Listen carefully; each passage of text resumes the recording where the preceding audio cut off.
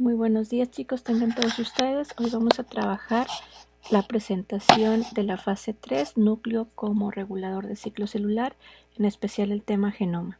Esta es muy importante para realizar la evidencia del genoma y de la transcripción de una proteína, que es el caso que vamos a resolver en esta evidencia número 3.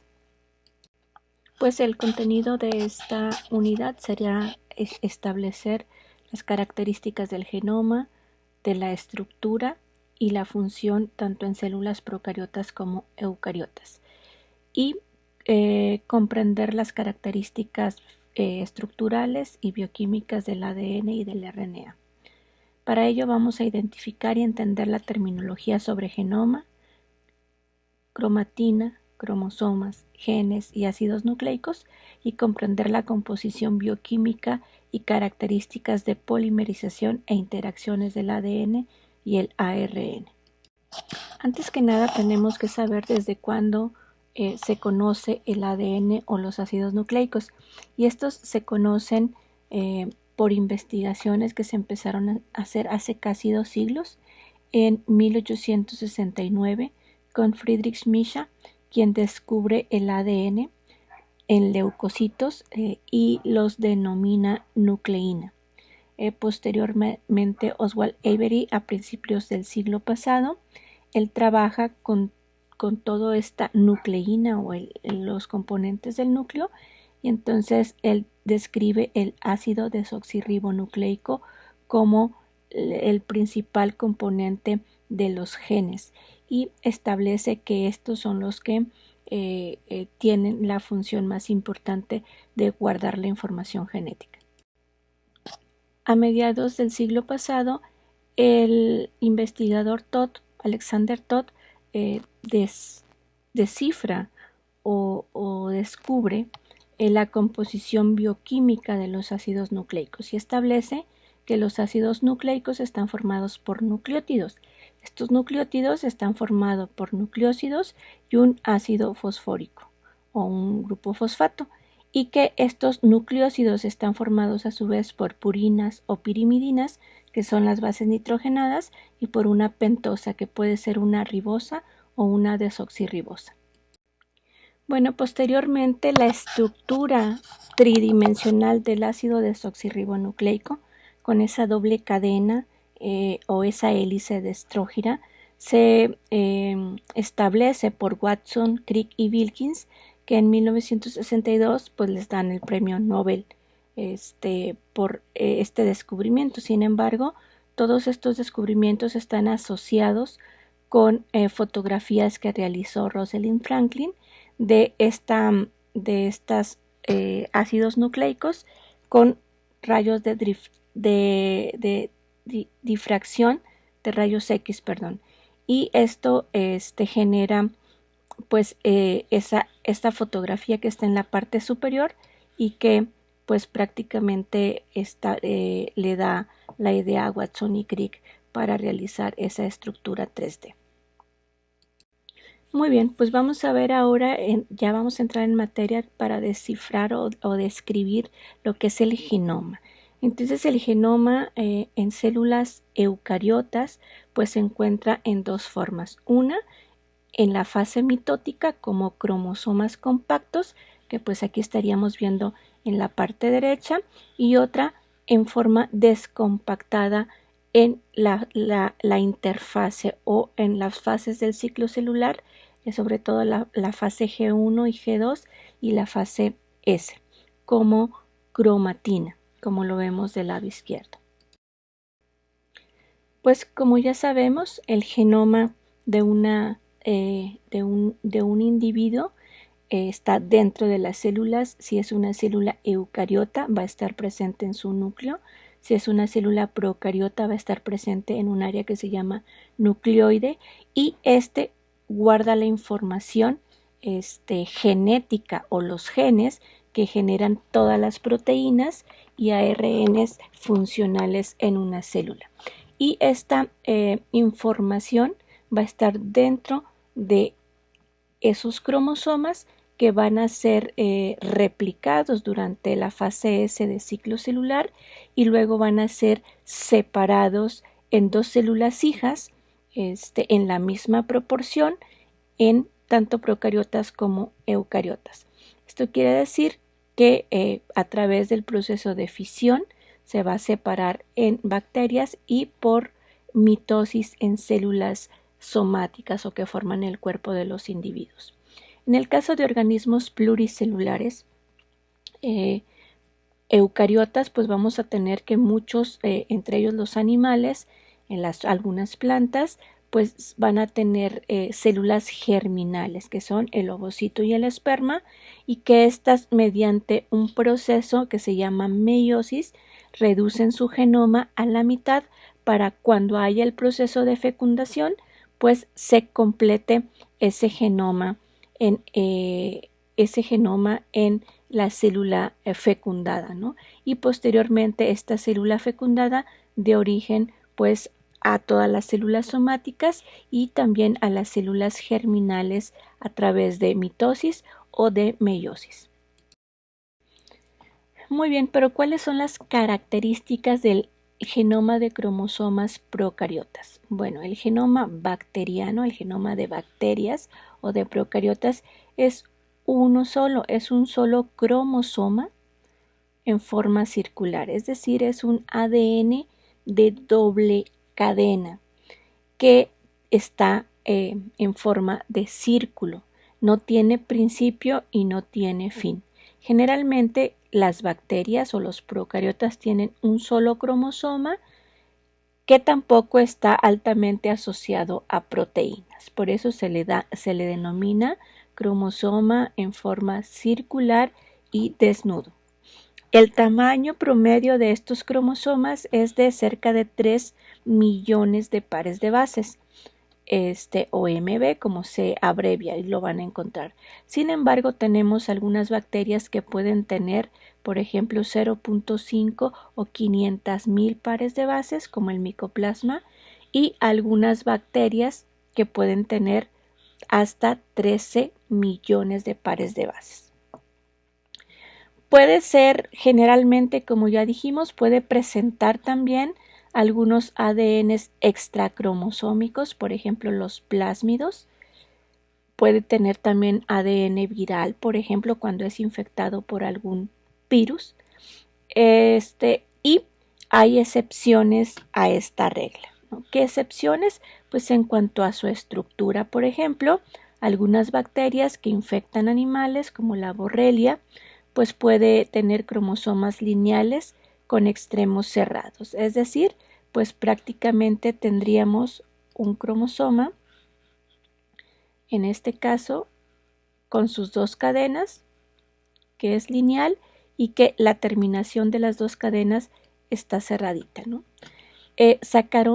Streptomyces, otra bacteria, tiene un cromosoma lineal con secuencias repetidas y proteínas unidas a los extremos, es decir, vamos a tener un cromosoma con sus dos cadenas y aquí en las orillas va a estar repetidas ciertas secuencias y va a tener algunas proteínas asociadas a estas extremidades.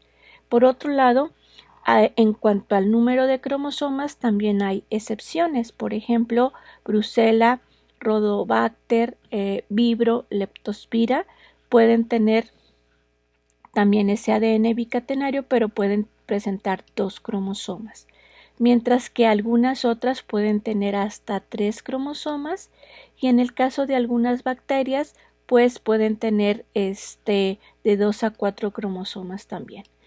En el caso de Agrobacterium pues puede tener un cromosoma lineal y otro circular también. En el caso de los cromosomas eucariotas, pues como ya sabemos, las células eucariotas, ese genoma está en el núcleo, está dividido en cromosomas. Estos cromosomas pues son lineales, ya que tienen un principio y un fin. También es ADN bicatenario, que tiene dos cadenas, y las extremidades de estos cromosomas se denominan telómeras, estas estructuras que vienen al final del cromosoma. ¿Dónde están esas telómeras? Pues están en los cromosomas compactos, en las terminaciones de estos. Cada cromosoma eucariota es una cadena de ADN y se asocia a proteínas denominadas histonas, como lo vemos aquí. 8 proteínas diferentes, bueno, son 4 en realidad, que son 2 pares de cada una, H3, H2A, H4 y H2B. Son 8 proteínas en donde se enreda el ADN. Este complejo entre proteínas y ADN se le conoce como cromatina. Y a esta estructura donde está una histona y que tenemos cerca de 200 pares de bases enredadas en él, se le conoce como nucleosoma. Cuando el cromosoma está compacto, pues podemos encontrar un centrómero, que es la parte donde se unen las dos cromátides hermanas, y los brazos cortos y largos, además de las telómeras. Además, aquí dentro de estos cromosomas existen estructuras que se les llama oris o orígenes de replicación, que aproximadamente hay un ori por cada 100.000 pares de bases. En el caso de la mitosis, pues los cromosomas que tenemos aquí compactos solamente se van a presentar durante la metafase. Por eso a estos cromosomas, en la mitosis, por estos cromosomas se les conoce como cromosomas mitóticos o metafásicos. Y es la forma más compacta que podemos tener de esos cromosomas. En el caso de la cromatina, pues esta va a estar en la interfase y va a haber fibras de cromatina en forma, cromatina más compacta, la menos compacta pues va a estar en forma de nucleosomas, que muchos nucleosomas juntos van a formar una estructura que se denomina también estructura en forma de cuenta de collar o de rosario, como es esta. Sería la fase menos compacta de la cromatina, y la fase más compacta de la cromatina sería en forma de fibra de cromatina, que está un poquito más compactada, que sería pues como esta que vemos acá, pero que en este caso pues no es tan accesible a la transcripción. Y ya en la mitosis veríamos la forma mucho más compacta. Los cromosomas eucariotas pues van a tener diferentes formas o estructuras. Cuando se compactan, por ejemplo, vamos a tener cromosomas metacéntricos cuando el centrómero está exactamente en el centro del cromosoma, y pues vamos a tener dos brazos más, los brazos P y Q más o menos del mismo tamaño, mientras que en el submetacéntrico está un poco más arriba ese centrómero, así que los brazos P van a ser más pequeños y los Q van a ser más grandes. En el caso del acrocéntrico, pues los brazos P van a ser tan pequeños porque el centrómero está más hacia uno de los extremos y mucho más grandes los brazos Q. Y por último, los telocéntricos van a estar en un extremo el centrómero y va a tener solamente brazos Q. Por otro lado, cada especie, según este tipo de especies, sus células van a tener un número determinado de cromosomas. A esto se le conoce como cariotipo específico de una especie. Y pues sería, por ejemplo, como lo tenemos aquí en nuestra diapositiva en la parte inferior, en donde vemos el cariotipo de un bovino. Aquí podemos ver que están en pares de cromosomas, ya que los organismos diploides, como los animales, entre ellos el bovino, pues tienen 2 cromosomas de cada tipo. Generalmente esos cromosomas son idénticos, por eso se les llama cromosomas homólogos. Si se fijan, cada par, sus cromosomas son iguales y los genes que contienen dentro de estos cromosomas son iguales también. Mientras que el cromosoma o el par sexual se le conoce como cromosoma no homólogo o como cromosomas sexuales. Aquí pueden ser diferentes o iguales. Por ejemplo, en el sistema XY, como lo tenemos los animales, como bovinos, vacas, perros, gatos e inclusive el hombre, pues tenemos dos cromosomas. Cuando son diferentes, como lo vemos aquí, XY, pues sería un macho, mientras que si tuviera dos X, pues sería una hembra. Existen otros sistemas como el ZW, en donde ahí es a la inversa. La hembra tiene dos cromosomas diferentes, el ZW, mientras que el macho tiene dos cromosomas iguales, el ZZ.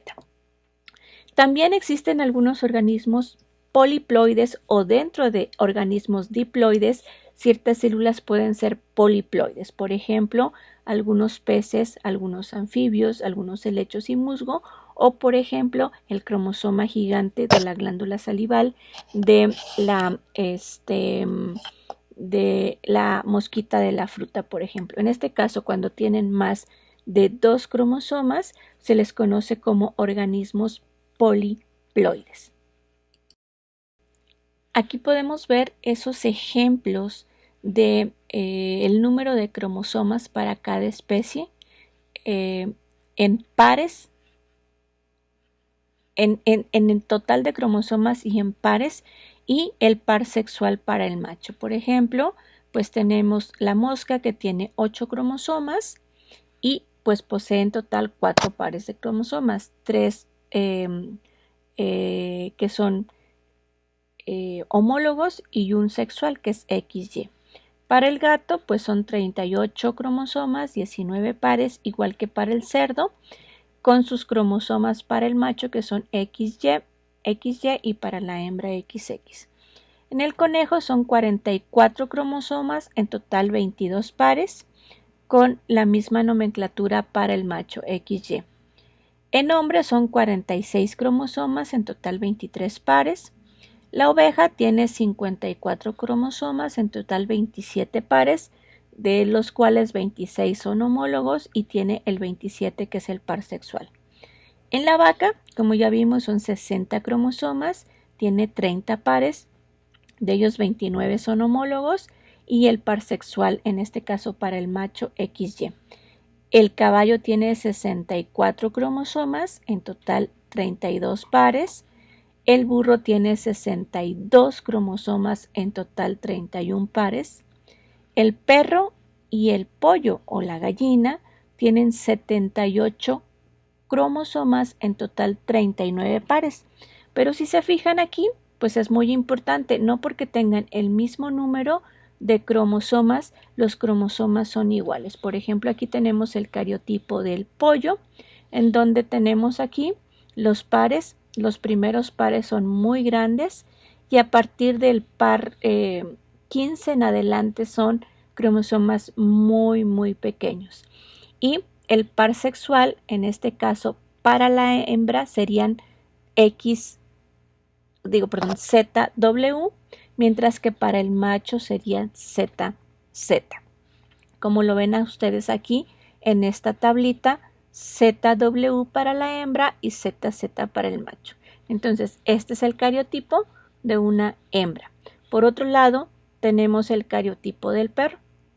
Si se fijan, volvemos a lo mismo, los cromosomas son diferentes, no son iguales, y el cromosoma sexual pues también va a ser específico para una hembra o para un macho, XX para la hembra y XY para el macho.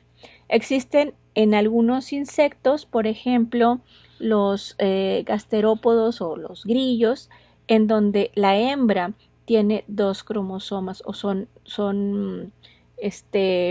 tiene dos cromosomas XX, mientras que el macho tiene un cromosoma X y un 0, es decir, no tiene un cromosoma Y. Y por otro lado, en las abejas, que esto es muy específico, los machos son haploides, mientras que las hembras son diploides, es decir, las hembras sí van a tener todos estos pares de cromosomas, mientras que el macho solamente va a tener un juego de cromosomas en este caso. Pues se ha desarrollado una investigación desde hace más de un siglo, desde el siglo pasado, para establecer cuáles son los genes que forman o el genoma de diferentes especies de organismos modelo. Por ejemplo, la más pequeña de las eucariotas es la levadura, Saccharomyces cerevisiae, que tiene cerca de 12.1 millones de pares de bases con 6.300 genes. Una de las bacterias más estudiadas es la Escherichia coli también, con 4.300 genes en una cantidad muy pequeña, casi 3 millones de pares de bases. La Arabidopsis también es una planta muy sencilla que se ha estudiado. En cuanto a animales pluricelulares, pues se ha estudiado el gusano redondo C. elegans, se ha estudiado a Drosophila, se ha estudiado algunos mosquitos, obviamente el ratón, el pez cebra, pues bueno, el perro, el chimpancé y el humano. En estos generalmente se tienen en una base online todos los genomas de animales y el número de pares de base, el número de genes, el tipo de genes y la secuencia de estos, ¿no? Entonces, por ejemplo, si ustedes se fijan, aquí pues vamos a tener todos estos organismos vivos que tienen cierto número de genes con cierto número de pares de bases. Ese genoma está repartido en diferente cantidad de cromosomas, por ejemplo. El organismo más complejo pues son las plantas, ya que tienen cerca de 50.000 genes con una cantidad aproximada de 1 por 10 a la 11 pares de bases, mientras que nosotros como mamíferos tenemos 30.000 pares de bases o 30 millones de pares de bases, 30.000 genes, perdón, con cerca de 3.000 millones de bases. En los gusanos redondos como C. elegans tienen alrededor de 14.000 genes con 1 por 10 a la 8 pares de bases. Las moscas 12.000 genes, mientras que los hongos pueden tener 6.000 genes. Las bacterias andan entre 2 y 4.000 genes con cerca de 1 por 10 a las 7 pares de bases. Mientras que los micoplasmas son las bacterias más pequeñitas, ya andan alrededor de 500 genes en un promedio de 1 millón o un poquito menos de pares de bases, ¿no? Otros que también tienen genes dijimos que eran los virus. Si se fijan aquí, pues tenemos algunos virus muy grandes que pueden tener hasta 300 genes, como el de la vaccinia. Es un virus DNA de doble cadena con cerca de 187.000 bases. Y pues tenemos a los más sencillitos que pueden tener hasta una sola base, un solo gen, con 1.300 bases, un virus RNA de cadena sencilla. Recordemos que los viroides, aunque es RNA, tiene 359 bases y no tiene genes. Pues muy bien, estudiando todavía lo que son los cromosomas o los cromosomas de organismos eucariotas pluricelulares o organismos diploides, pues las células somáticas, las que forman el cuerpo, las células que no son los ovocitos y los espermas, todo el resto de las células serían células somáticas o del cuerpo. Pues en estas células sus cromosomas o su genoma es diploide. Es decir, en la vaca, por ejemplo, hablábamos de 60 cromosomas que están establecidos en pares, 30 pares. En células germinales, esos 60 cromosomas, pues nada más van a ser 30. De un cromosoma de cada par es lo que va a contener las células germinales, el ovocito y el esperma. Por ejemplo, en la vaca o en el toro, pues solamente 30 cromosomas. Una copia de cada cromosoma. Cada cromosoma, como dijimos, contiene diferente número de genes. Los genes pues son secuencias pequeñas de ADN que van a codificar para una proteína generalmente o para un RNA. Y estos genes están localizados dentro de esos millones de pares de bases en un sitio específico. Y ese sitio específico se le conoce como locus. Entonces, cada cromosoma homólogo en la misma posición tiene el mismo gen y se le conoce como alelos. Al lugar donde está ese gen de la base, no sé, 1.000.000 a 1.500.000, pues en ambos cromosomas en esa posición va a estar el gen. Por eso se le conoce como locus o loci. Es el lugar que ocupa el gen dentro de un cromosoma. Y estos alelos o estos genes pueden ser genes o alelos dominantes, quiere decir que son los que se van a expresar sobre el gen que está en el cromosoma, sobre el alelo recesivo. Y bueno, esto ustedes lo han visto ya en genética o en física o en ciencias naturales como herencia mendeliana, ¿sí? En el caso de cuando existen el mismo cromosoma en la misma posición y los dos son dominantes o son recesivos, se les conoce como individuos homocigóticos para ese gen.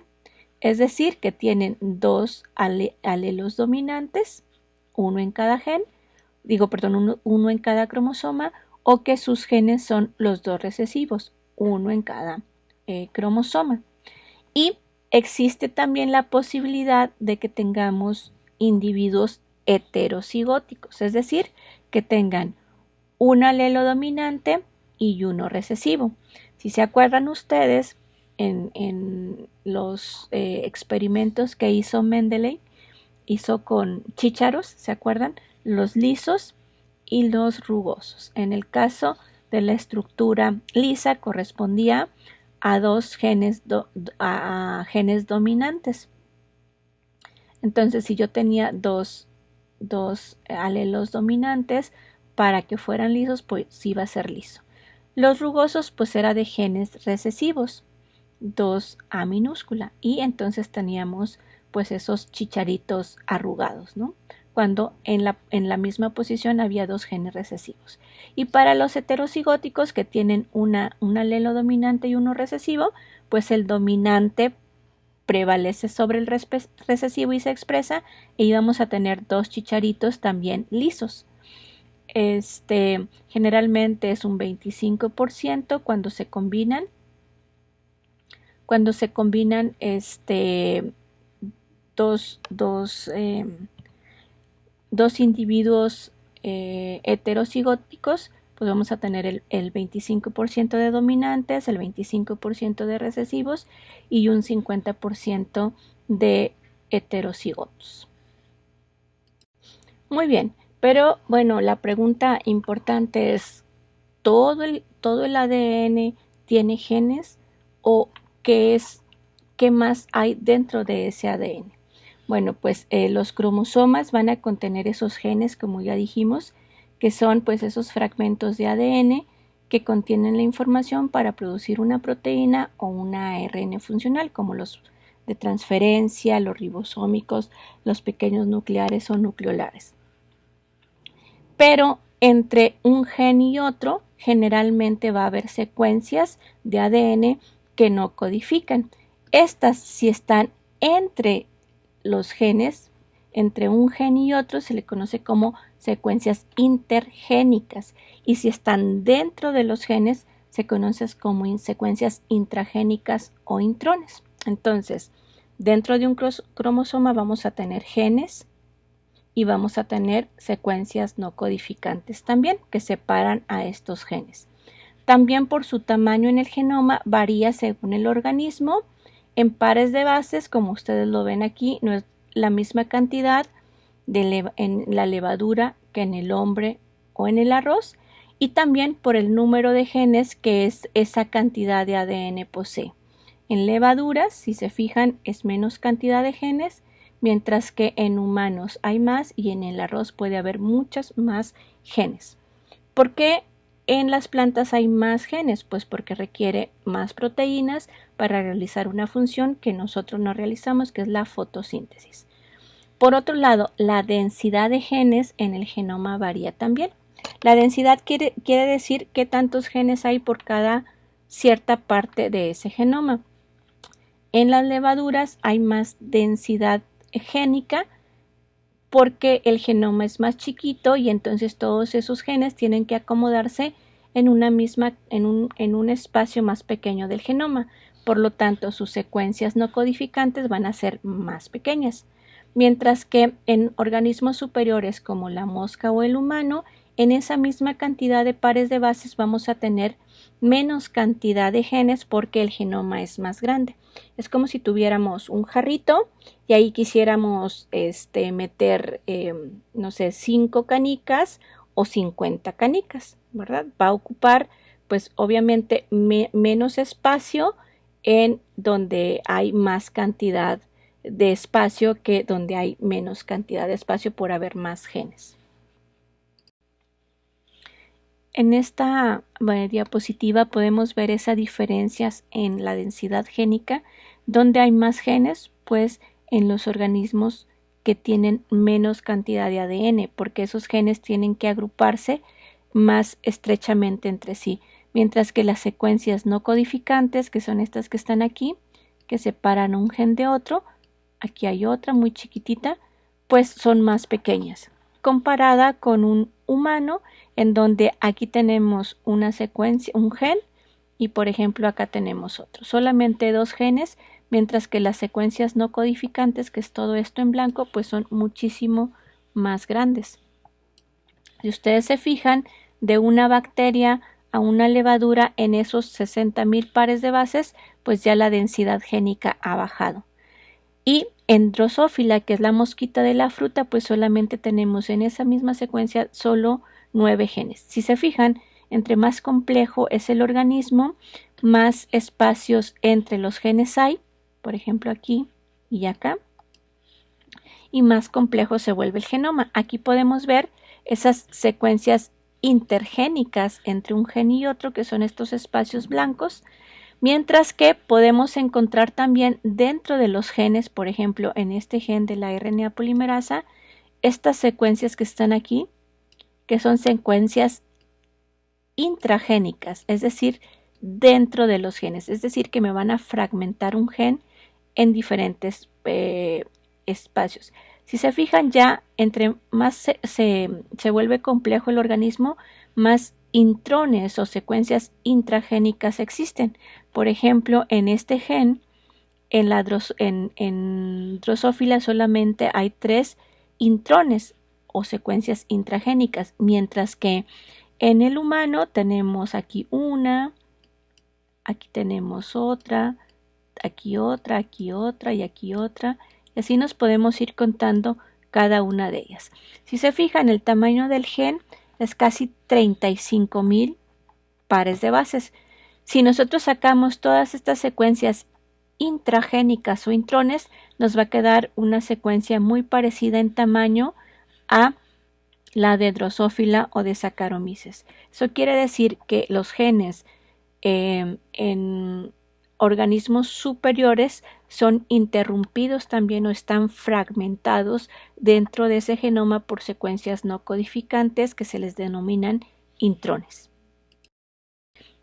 Con esta presentación o esta imagen podemos ver la cantidad de secuencias no codificantes que hay en el genoma humano. Por ejemplo, si ustedes se fijan, este porcentaje 1.5 del genoma de un humano es codificante, es decir, va a generar alguna proteína, y dentro de esas proteínas pues tenemos una alta cantidad todavía que no se conoce para qué funcionan, pero tenemos pues las enzimas, las proteínas del sistema inmune, de la membrana, tenemos de las que se unen al ácido nucleico, tenemos receptores de regulación, de señalización, factores transcripcionales, de transporte, entre otras.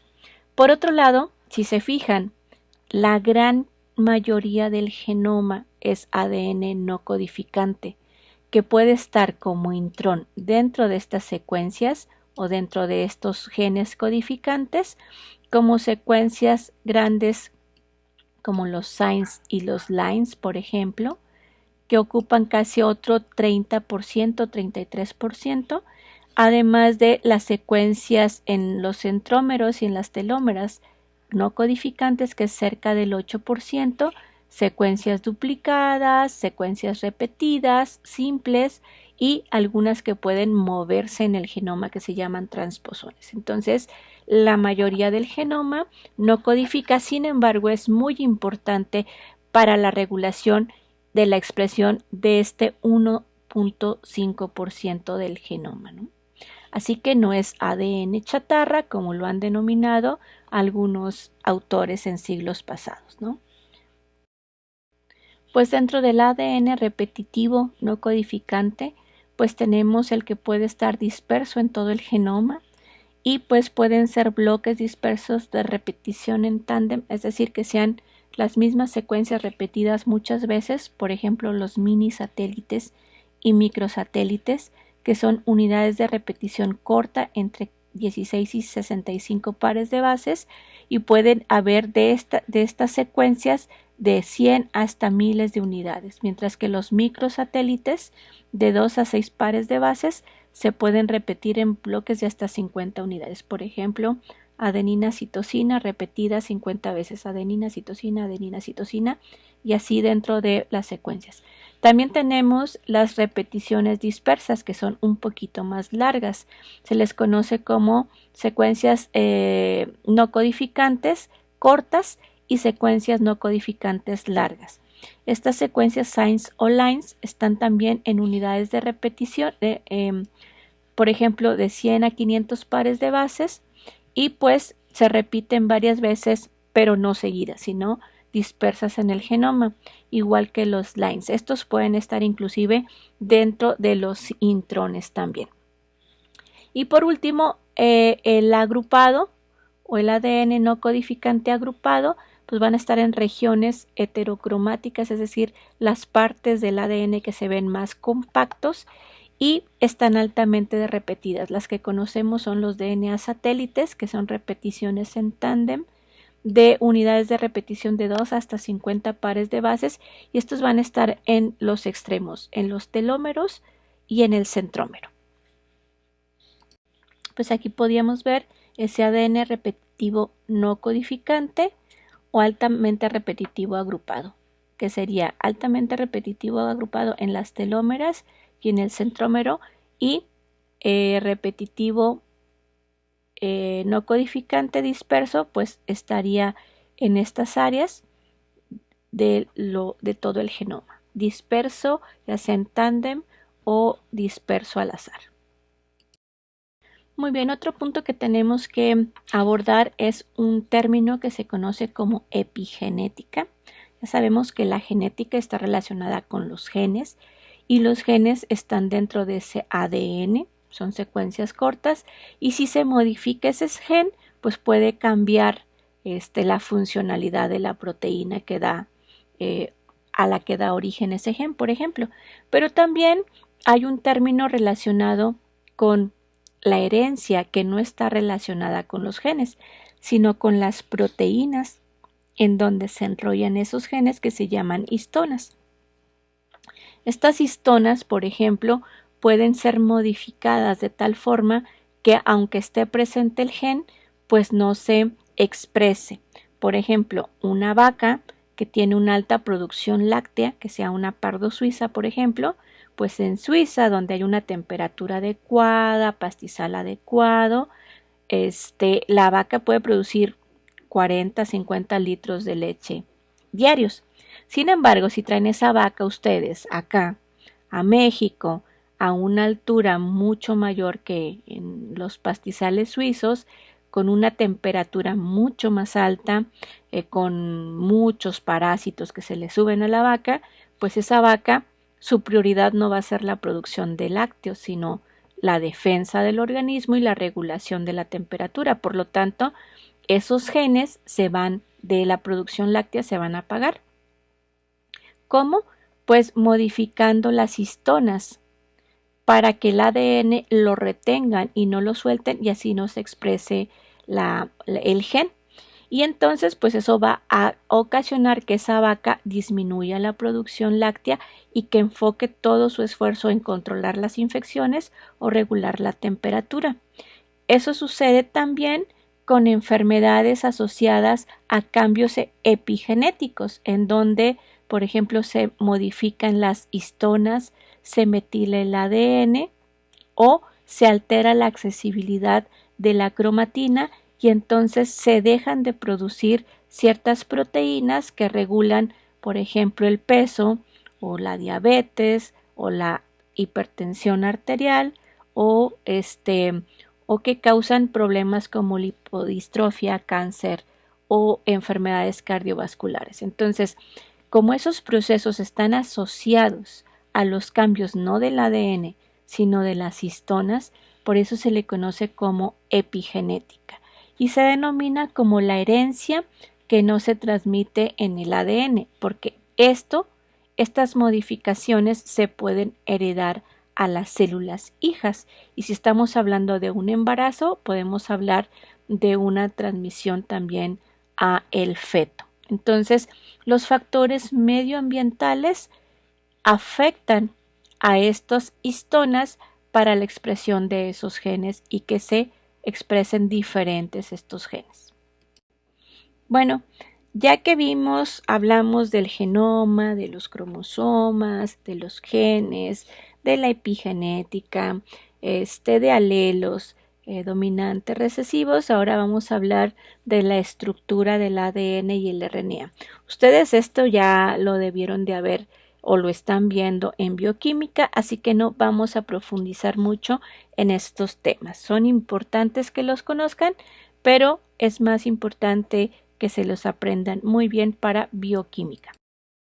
Bueno, pero ¿por qué son importantes los ácidos nucleicos, tanto los ácidos ribonucleicos como desoxirribonucleicos?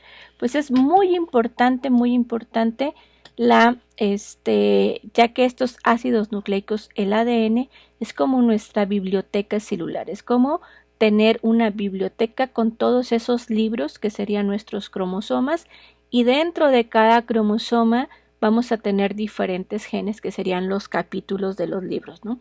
Aquí la información se guarda en forma de genes para que estos sean expresados y que se produzcan proteínas y además ARNs funcionales. En un proceso que se denomina transcripción, se generan los RNAs, tanto los mensajeros ribosómicos de transferencia, los pequeños nucleares o nucleolares. Y luego esos RNAs son muy importantes para producir durante el proceso de traducción nuestras proteínas. ¿Y por qué son importantes las proteínas? Ya lo están viendo ustedes en bioquímica, porque son la base de las funciones metabólicas y son la base estructural de los organismos vivos, nada más por eso. Entonces, estos procesos de expresión se les conoce como dogma central de la vida. Muy bien, ¿cómo están formados nuestros ácidos nucleicos? Pues por nucleótidos. Estos nucleótidos son la unidad mínima fundamental de los ácidos nucleicos, pero estos nucleótidos también son importantes en otras funciones. Por ejemplo, pues guardan la energía como el ATP y el GTP. Actúan en señales químicas, por ejemplo, el ATP es un mensajero. También son componentes estructurales de ciertos cofactores e intermediarios metabólicos, como el NADPH y otros, por ejemplo. Además son donadores de azúcares o transportadores de azúcares como el UDP, por ejemplo. Los ácidos nucleicos pues van a estar formados por estos nucleótidos. Tenemos el DNA o ácido desoxirribonucleico y el RNA o ácido ribonucleico. Dentro de los RNAs tenemos varios tipos. El mensajero, que es el que lleva el mensaje para producir las proteínas. El ribosómico, que forma parte del ribosoma, donde se produce la traducción de proteínas, el de transferencia que lleva los aminoácidos para la traducción de proteínas y los pequeños nucleares y nucleolares que se encargan de procesamiento de estos RNAs generalmente. Generalmente nuestro ADN es de doble cadena, como vemos aquí, y nuestro RNA es de cadena sencilla. Para nuestro ARN tenemos las bases nitrogenadas citosina, uracilo, adenina y guanina, mientras que para nuestro ADN las bases son citosina, guanina, adenina y timina. Como ya dijimos, pues nuestros nucleótidos están formados por una pentosa, que es una ribosa. Si tenemos en la posición 2 de esa ribosa un grupo hidroxilo y una desoxirribosa si en la posición 2 tenemos un hidrógeno. Un grupo fosfato, que puede ser uno o pueden ser 3 grupos fosfato, por eso nucleótido monofosfato con un grupo fosfato, nucleótido difosfato con 2 grupos fosfato y nucleótido trifosfato con 3 grupos fosfato y una base nitrogenada, ¿sí? Como ya dijimos, nuestra pentosa puede ser una desoxirribosa o puede ser una ribosa. Y nuestras bases nitrogenadas van a estar unidas a nuestro carbono 1 de nuestra ribosa o desoxirribosa por un enlace N-glucosídico, ¿no?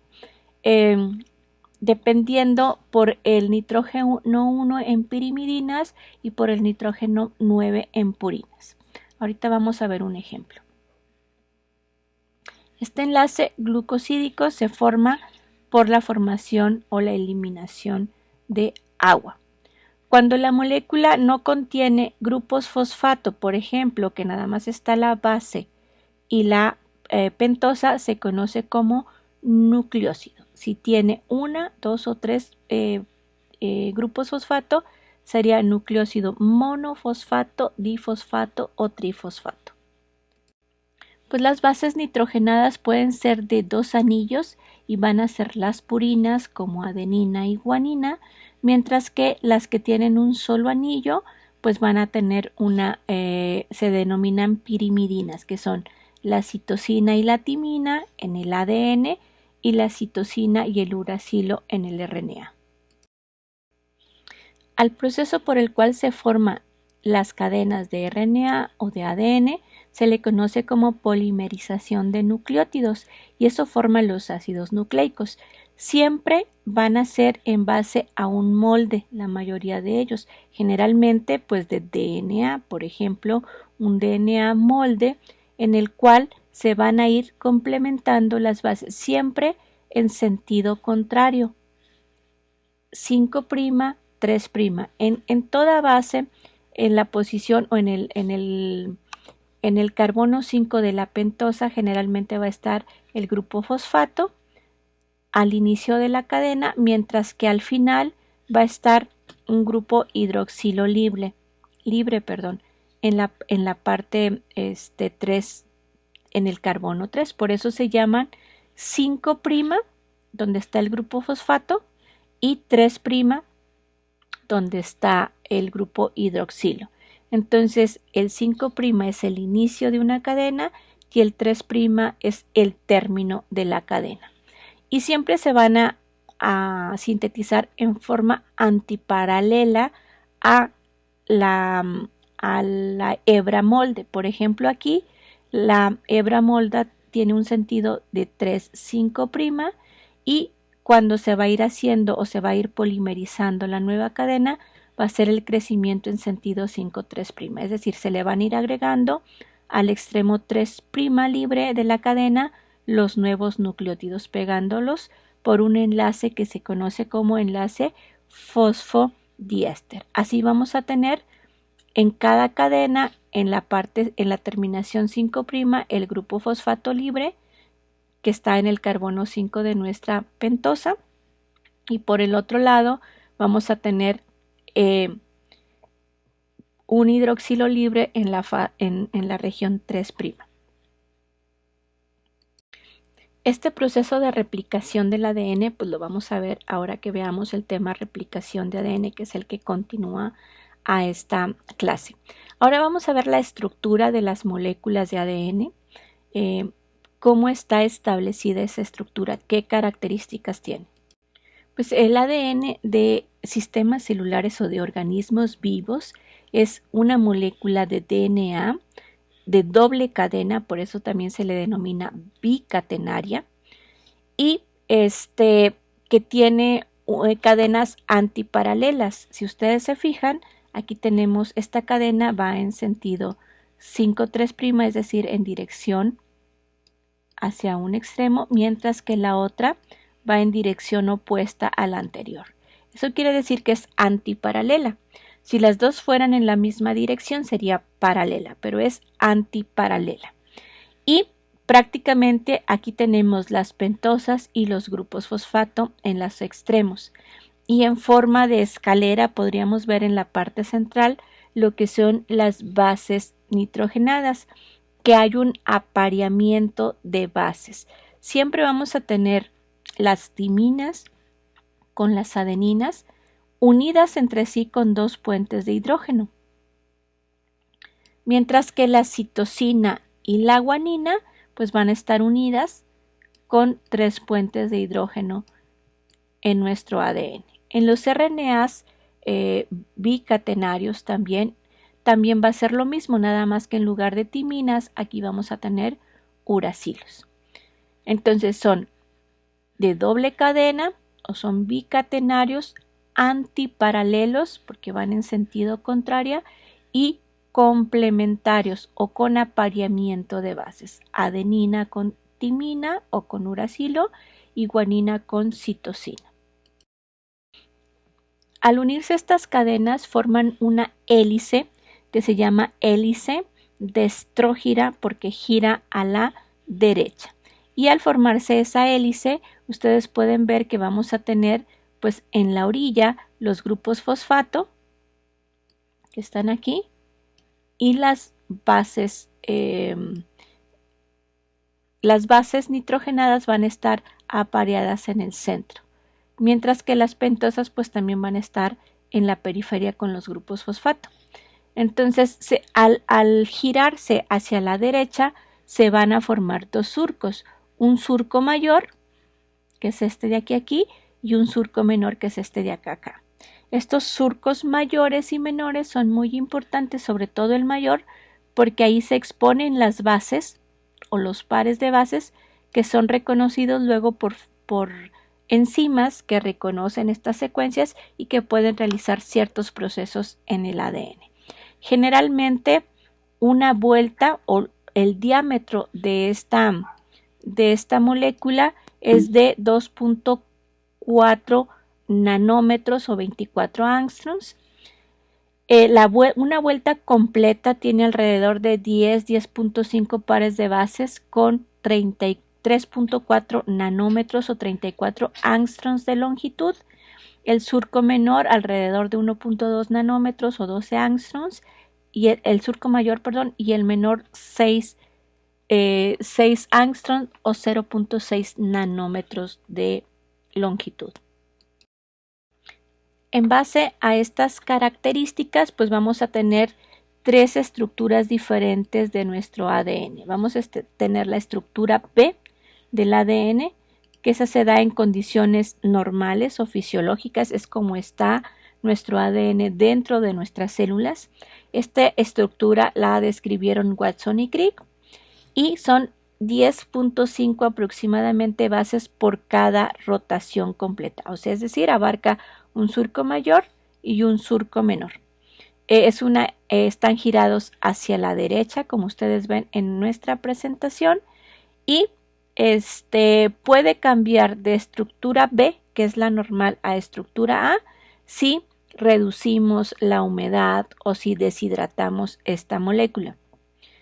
También se puede dar esa estructura cuando se une el DNA con el RNA, por ejemplo, en procesos de transcripción, o el RNA con el RNA cuando se pliegan algunos RNAs, por ejemplo.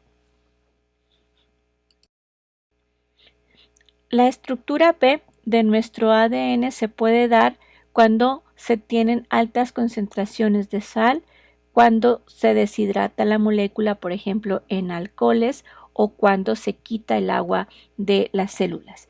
Aquí se compacta más, hay menos bases por rotación, los surcos mayores y menores casi se compactan y el diámetro se vuelve más grande, es más grueso y más corto que la estructura B, la estructura A. Es muy rara en condiciones nativas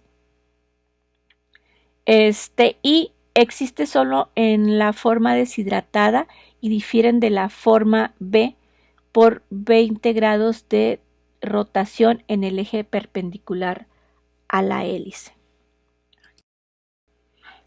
En condiciones también normales, en ciertos procesos dentro del ADN, se puede dar también la estructura Z del ADN. Esta se da en algunas áreas del ADN donde está muy alto la concentración de guaninas y citosinas, o inclusive cuando se modifican algunas guaninas o algunas citosinas. Aquí la rotación va a ser levógira, es decir, va a ir al lado contrario, al lado izquierdo, y va a tener más bases por rotación, van a ser 12 bases por rotación. El surco mayor en esta área se van a exponer más, que es esta área que está aquí, se van a exponer mucho más las secuencias de las bases nitrogenadas. Y pues prácticamente se giran 180 grados al lado contrario estas bases. Generalmente, como ya dijimos, se puede dar cuando algunas bases se metilan, por ejemplo, las citosinas metiladas en su posición 5, pues hace que ciertas regiones cambien de estas posiciones. Y estas modificaciones son frecuentes en células eucariotas en ciertas regiones que se llaman promotores, porque ahí se reconocen o se pegan factores transcripcionales que generan la producción de ciertas proteínas. Entonces podríamos ver esa estructura en la siguiente diapo. Pues en esta diapo podemos ver esas dos estructuras juntas, como tenemos una estructura B del ADN de este lado y de este lado, y en esta zona, al metilar estas citosinas, se ha cambiado prácticamente el giro. Esta es a la izquierda, levógiro, y esta es a la derecha, destrógiro. Otra característica importante que tenemos que entender del ADN es los procesos que pueden causar la separación del ADN en forma reversible o irreversible. Por ejemplo, existe el proceso de desnaturalización, y en ese proceso lo que se hace es romper los puentes de hidrógeno que están entre las bases que forman las dos cadenas para separarlas. A este proceso se le conoce como desnaturalización del ADN, y separamos una doble cadena en dos cadenas sencillas.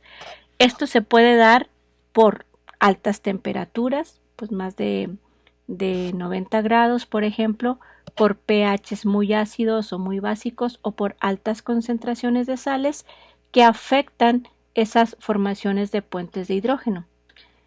Mientras que estos procesos son reversibles, ya que si nosotros quitamos ese estímulo, pues nuestras cadenas, al ser complementarias, se aparean nuevamente en un proceso de alineación.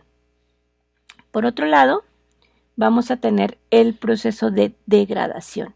Y en este proceso de degradación, lo que se rompen son los enlaces fosfodiéster que unen los nucleótidos de una cadena. Ahí también es un proceso en forma irreversible que ya no se puede reparar quitando el estímulo, y en este caso se le conoce como degradación. Esto puede ser por factores medioambientales, rayos gamma, por ejemplo, por altas temperaturas también, o por la acción de algunas enzimas. Y la degradación es irreversible. Pues por otro lado, tenemos otro punto importante que tenemos que tomar en cuenta, que es la interacción entre el ADN y las proteínas. Como dijimos, la primera interacción que se da en organismos eucariotas es la interacción entre el ADN y las histonas. Esa es una interacción de forma inespecífica porque no necesita tener el ADN una secuencia específica de nucleótidos para que se pueda enredar en el ADN.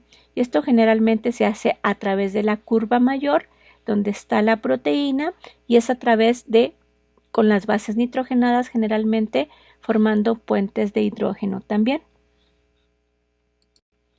Pero existen también interacciones específicas entre el DNA y las proteínas. Dentro de estos ejemplos podemos tener los factores transcripcionales que se unen a una secuencia específica de nucleótidos en los promotores antes de iniciar un gen, por ejemplo, o las endonucleasas de restricción, que son enzimas que reconocen cierta secuencia de nucleótidos en un ADN y se pegan justo en él a través de estos surcos mayores para realizar, en el caso de las endonucleasas, cortar los enlaces fosfodiéster que hay entre ciertas bases. Y entonces ahí sí se requieren cierta secuencia específica. Por ejemplo, aquí la secuencia específica de bases 2-adenina, citosina, adenina, citosina, y en la parte complementaria también para cortar esta enzima de restricción, cortar ese ADN en pequeños fragmentos. Muy bien, en esta diapositiva pues vamos a ver esa epigenética, cómo están constituidos esos genes, y vamos a ir explicando poco a poco en nuestro proyecto.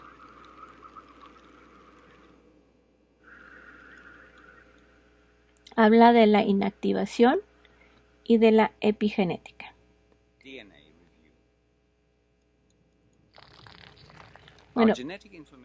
Bueno, ahí tenemos nuestro DNA que está en nuestra ADN en forma de doble cadena. Una de esas cadenas es la base o molde para los genes, o contiene los genes, y está formada por timina, adenina, guanina y citosina.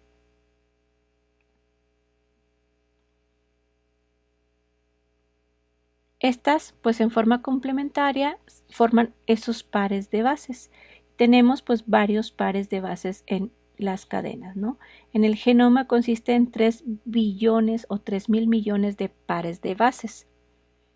Entonces se compacta este ADN con histonas para formar una estructura que se llama nucleosoma, que son pues histonas en las cuales se enredan cerca de 200 pares de bases de estas. Las histonas son varias, son 4 histonas diferentes que forman esta histona, este complejo histónico, y las modificaciones que se hacen en estas son muy importantes porque pueden inactivar o activar la expresión de genes. Inactivar cuando se modifican para que no suelten el ADN y activar cuando se modifican para que suelte el ADN.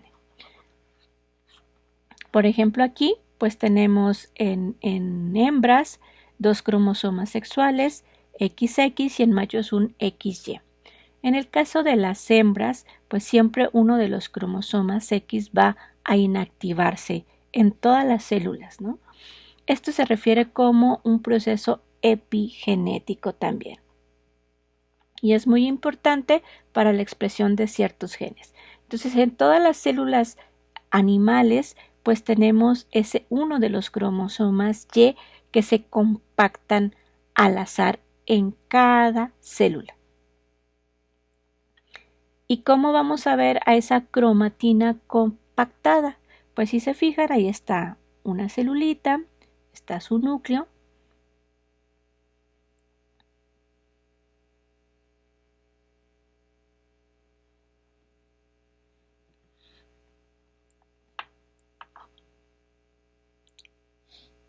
y estas áreas más oscuras pues generalmente son esa cromatina o ese cromosoma inactivo.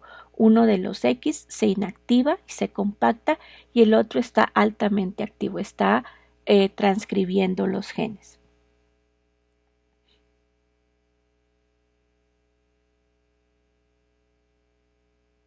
Si viéramos estos cromosomas a resolución molecular, veríamos el cromosoma X tanto compactado como el cromosoma activo. Aquí podemos ver el cromosoma activo. Si ustedes se fijan, el ADN pues está más suelto, mientras que el cromosoma inactivo pues se da a través de las modificaciones en esas histonas.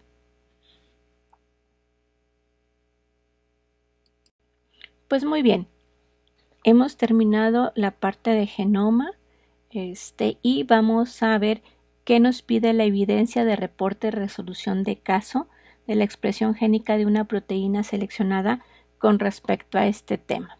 Y en la actividad nos dice que utilicemos la plataforma del Centro Nacional de Información Biotecnológica NCBI en su sección de genoma, que ustedes tienen estos hipervínculos en Nexus, para consultar el genoma de la especie designada utilizando el nombre científico de la especie o el nombre común en inglés de la especie.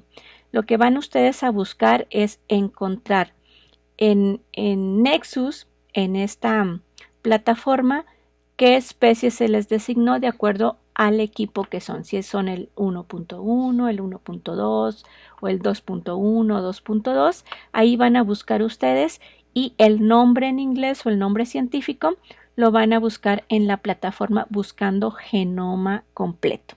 Entonces, vamos a sacar esta información. ¿Qué criterio vamos a llenar de esa evidencia? El criterio que dice contiene la información general del genoma de una especie animal que ha sido designada al equipo en tamaño en pares de bases, es decir, ahí van a tener 3.200 millones de pares de bases, 2.000 millones de pares de bases dependiendo del tamaño. El total de cromosomas, ahí van a encontrar según la especie, en una tabla más abajo, cuántos cromosomas en totales tiene. La descripción de cada uno de estos cromosomas pues va a venir también en ese cuadrito. El total de genes para el cual codifica, el total de proteínas para el cual codifica viene también en esa información que les da ahí, y también viene el porcentaje de guaninas y citosinas. Aquí hay un hipervínculo en la presentación también, en la que está en Nexus, y ahí les explica el paso a paso, cómo entran, dónde buscan la página, para que ustedes también tengan acceso a esa información. El otro criterio que tiene que estar para esta actividad es la consulta o la parte o el criterio que dice establece en porcentaje y en número total de nucleótidos o bases las timinas, las guaninas, las citosinas y las adeninas en el genoma de la especie que se le asignó tomando en cuenta las leyes de Chargaff. Para ver cuáles son las leyes de Chargaff, primero hay que consultar cuáles son, cuál es la información, prácticamente en tamaño de genoma, en pares de bases y en porcentaje de guaninas y citosinas, calculando la cantidad de guaninas, citosinas, timinas y adeninas del genoma de la especie que se les ha designado. Entonces, para ello ustedes tienen que ver el video y vamos a ver este video.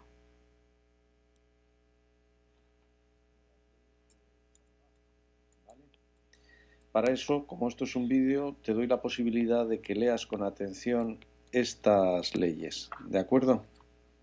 Páralo, ya sabes que esto al ser un vídeo pues permite hacerlo, porque yo enseguida voy a explicártelo.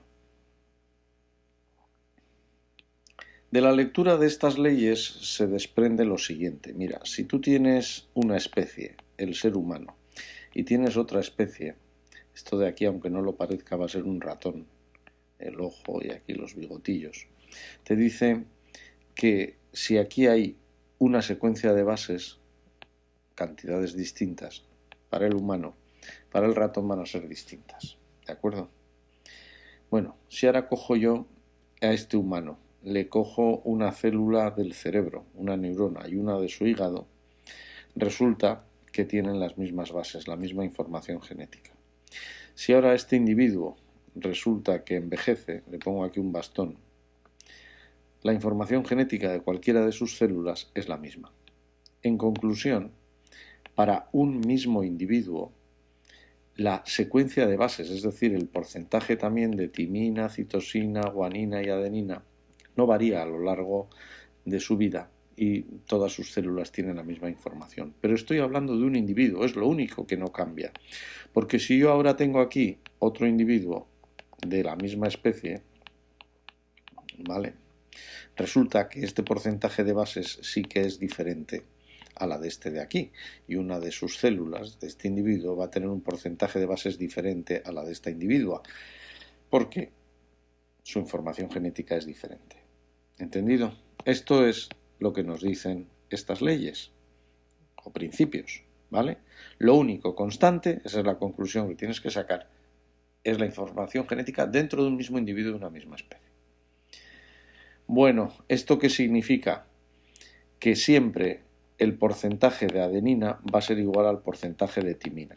¿Qué dos bases nos quedan? Citosina y guanina. Y siempre el porcentaje de citosina va a ser igual al porcentaje de guanina por la complementariedad de bases, como bien sabes. ¿Sí? Por lo tanto, si tú sumas el porcentaje de adenina más el de timina, ¿sí?, será igual, bueno, no tiene por qué ser igual, y se lo restas a 100, ¿qué te va a dar? El porcentaje de citosina más guanina. ¿Sí? Como es igual la cantidad de citosina que de guanina, este porcentaje que ha salido lo divides entre 2 y te dará el porcentaje de citosina y el porcentaje de guanina. ¿Entendido? Siempre, siempre, siempre, como el porcentaje de adenina es igual al de timina y el de guanina es igual al de citosina, el porcentaje de bases púricas va a ser igual al porcentaje de bases pirimidínicas, un 50% cada uno. Venga, vamos a ver esta pregunta. La información genética de una célula de tu hígado y de una célula de tu músculo es la misma. Pues claro que sí, esto es verdadero, aplicando el recuadro. Todo lo que va dentro de un individuo de una misma especie es constante, ¿verdad? Todas las células tienen la misma información. La información genética de una célula de tu hígado es igual a la información de una célula del hígado de tu madre. Pues no, porque sois individuos distintos de una misma especie y varía la información genética, ¿vale? Pero diferente a la de una célula de su piel. Esto es cierto. La información genética de una célula de tu hígado es diferente a la información genética de una célula de la piel de tu madre. Pero como ya esta sentencia tiene dos enunciados, por así decirlo, el primero es falso, pues todo hay que considerarlo como falso. Y luego la información genética de un hepatocito tuyo será igual a la que tendrás en ese hepatocito, si es que no se ha muerto, dentro de 25 años. Eso es cierto, porque ya hemos visto que con la edad, por eso he dibujado el bastoncito, no varía la información genética. Bueno, con esto hemos practicado estos 3 primeros principios, pero nos queda el cuarto, que se practica con estos porcentajes de aquí. Si tengo un 21% de timina, sabes que vas a tener un 21% de adenina, ¿sí? Esta suma sale un 42%. El resto, hasta 100 menos 42, es decir, un 58%, corresponde a la suma de las otras dos bases, citosina más guanina. Pero como resulta que citosina y guanina están emparejadas, siempre hay la misma cantidad de citosina que de guanina. Entre las dos deben sumar 58%, es decir, de cada una de ellas debe haber un 29%. De modo que si yo sumo timina más citosina, es decir, 21% y 29%, me sale 50%. El otro 50% será el de las bases pirimidínicas, adenina más guanina, que dará un 50%. Ya ves, con esto eres experto en las leyes de Chargaff y vas a poder responder perfectamente a la pregunta de test de los exámenes que tiene que ver con estos principios. Muy bien. Bueno, pues vamos a realizar estos ejercicios en base no a un porcentaje, sino en base al genoma de la especie y checando los porcentajes de timinas, adeninas, guaninas y citosinas en esta especie.